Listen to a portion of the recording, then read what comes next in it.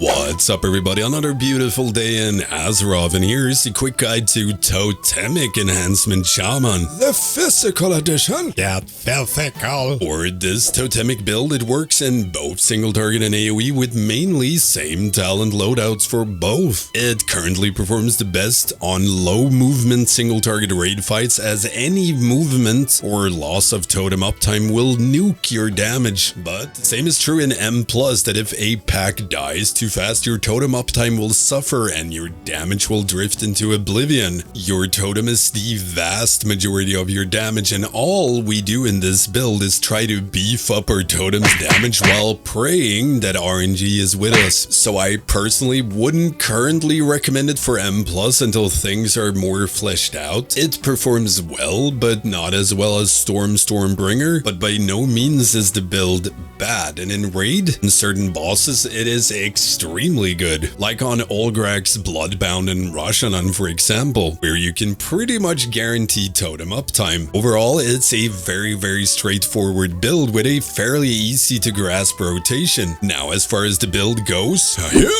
we go for a all-out storm build. Ascendance cooldown with Thorims and statics. We can refund Maelstrom and spam spenders when we wind strike during Ascendance. The new Storm Blast, which gives us 2 Storm Strike charges. The new Voltaic Blaze, which turns our Flame Shock into a 6-target mini nuke that also applies Flame Shock. And the new Flowing Spirits. Rather than Witch Doctor's Ancestry, this removes Feral Spirit as a cooldown, and your abilities instead have a chance to spawn a Feral Spirit. You spawn 2 with the 4 set from our current tier. And we don't talent into Elemental Spirits. We want our Wolfies to give us physical damage increase for more surging totem damage. Combine this with 2 points in Legacy of the Frost Witch, so whenever we spend 10 Maelstrom, we get 25% more physical damage, 5 seconds further buffing the totem. Notable talent is Molten Thunder, which gives us a chance to reset Sundering cooldown. Now, this greatly synergizes with the hero talent Earth Surge. When you cast Sundering, your totem does an extra slap at 200% effectiveness, which when fueled by physical wolves in Legacy of the Frost Witch can slap pretty damn hard. So getting Sundering resets means more surging totem slaps, or bigger. And on top of this, we have the Oversurge talent. During Ascendance, our surging totem deals 150% more damage. So not only do we pump during Ascendance, our totem becomes an actual monster, and those previously mentioned Sundering slaps can go a bit insane during Ascendance, as that extra totem tick gets both the 200% effectiveness and the 150% damage increase, as well as all other multipliers, like Totemic Rebound, which also keeps continuously buffing your totem. My totem is gonna be so beefy. However, without any Sundering resets, you can only fit 1 Sundering during Ascendance, but if RNG is on your side and you get 1 or 2 Sundering resets during Ascendance, it's pretty damn good. And all of this is true in both single target and AoE, Sundering resets being a lot more frequent on AoE. But like I said earlier, the biggest down part of this is anytime your totem isn't hitting something, your damage is gone. It can easily do 40 to 50% of your damage in a dungeon, even on a boss. So, you know, missing a few seconds is just